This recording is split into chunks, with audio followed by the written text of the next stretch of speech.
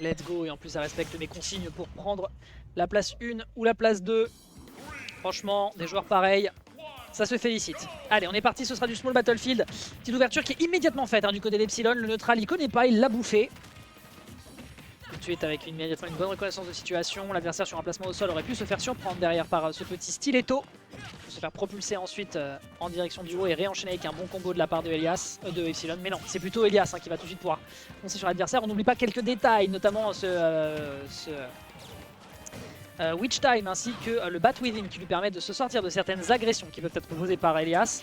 On esquive le tilt, on sait que c'est l'une des ouvertures les plus essentielles de Falco pour trouver son combo game. Mais non, derrière, drop platform back air, l'ouverture de score qui se fait en 40 secondes.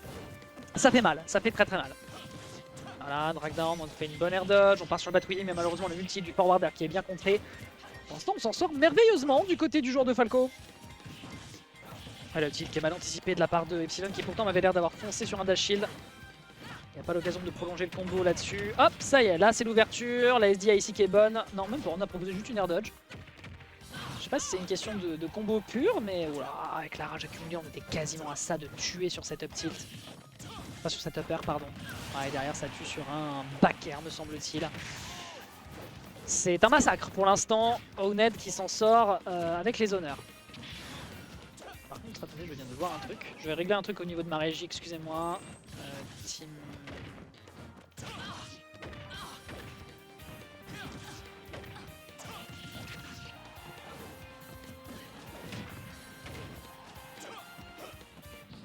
C'est un sketch.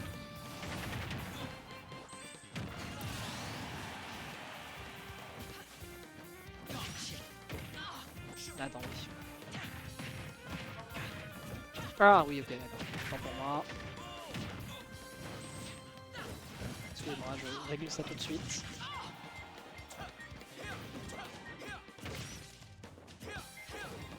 Voilà. Je me disais bien que la team Owned avait quand même un dé. Autant pour moi, donc je disais, oui, on est sur sa dernière stock et derrière up smash, voilà, ça prend la game. Tout de suite, nickel. Bon bah, très bon boulot. Très très bon boulot ici qui est fait par Elias, qui fait l'ouverture de score. Et fait qu'Epsilon va devoir être plus prudent sur ses approches, parce que là, cet up smash, il fait mal au moral.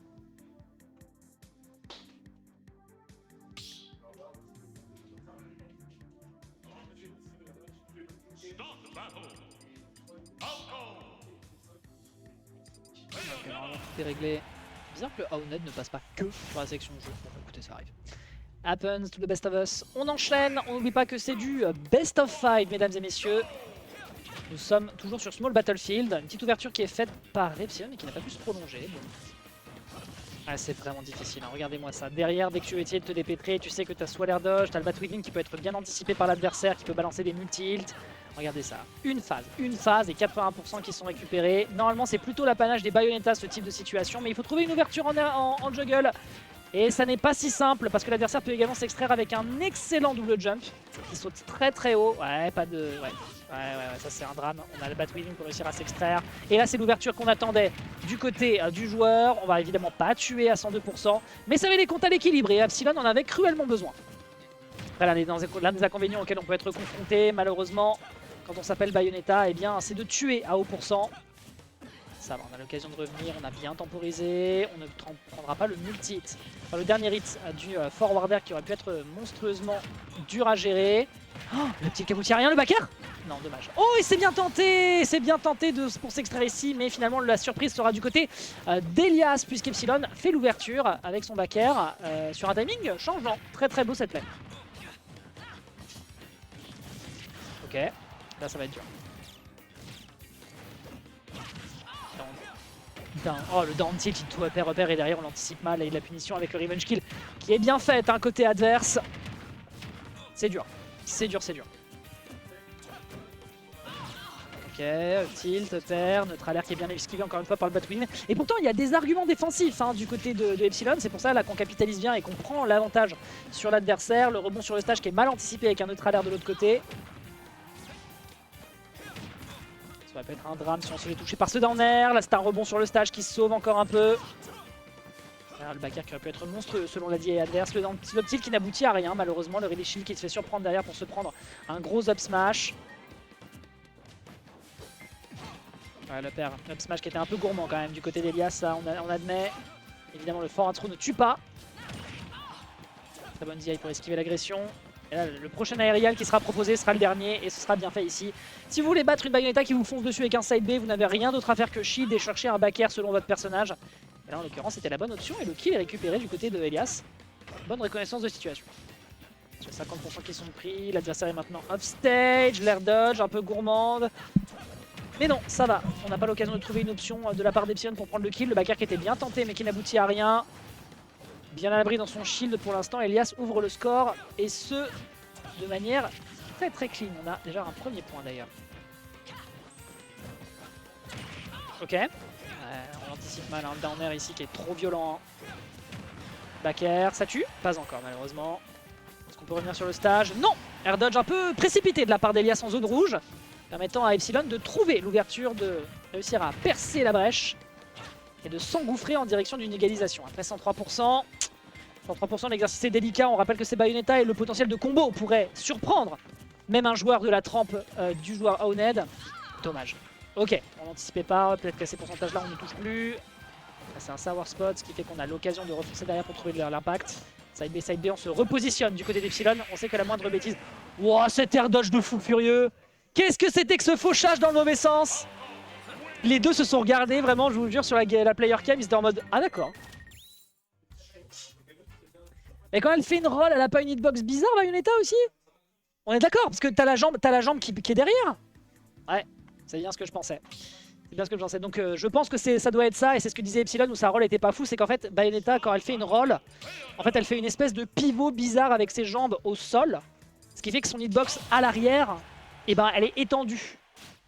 Il faudrait que je trouve peut-être le smash, l'ultimate frame data pour vous montrer, mais en gros voilà, la dodge de fait n'est pas terrible, et donc c'est pour ça qu'on a réussi à toucher avec cette ce down tilt, et donc à prendre le kill. C'est un peu malheureux. Bon après le personnage est fort dans les airs, il faudrait pas non plus qu'il soit complètement pété au sol.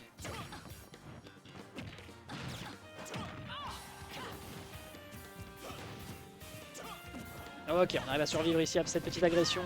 Oh, c'est tellement clean ce qu'est en train de nous proposer Elias depuis tout à l'heure. Ok, on a voulu peut-être se précipiter un petit peu pour aller chercher le contact, le back air. On n'oublie pas qu'on a des options offensives à bas pourcent comme ça.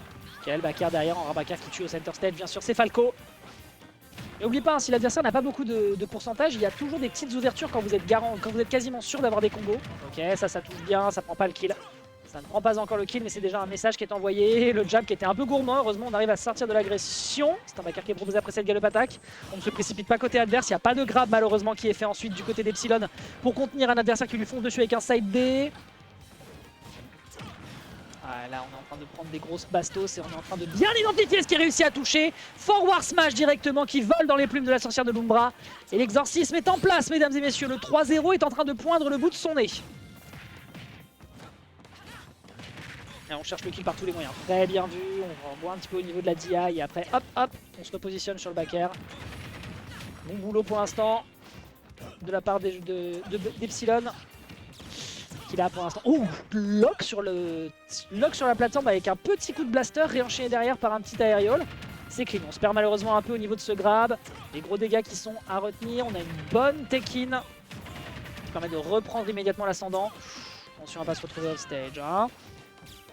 À 95 avec 62 déjà de rage, je ne sais pas si on arrive à trouver le back air du côté d'Elias, on n'avait peut-être pas confiance. De toute façon il n'a pas de risque à prendre, il y a 2 stocks, c'est tranquille. Ouais, il essaye un petit peu d'essayer de choper des punishes parce qu'il sait que c'est un tout petit peu trop haut. Bon, un smash un peu gourmand. Et l'up smash derrière en lui fonçant au contact, ce qui fait qu'Epsilon partira du côté du loser. On a fait de son mieux, mais ouais, ça paraissait un poil délicat, le kill power du perso, le jeu de combo qui avait l'air d'être très très clean. Un petit peu moins peut-être sur cette game numéro 2 de Bat Within et de Witch Time. Peut-être que ça lui a desservi un peu trop à la game précédente et il s'est dit je vais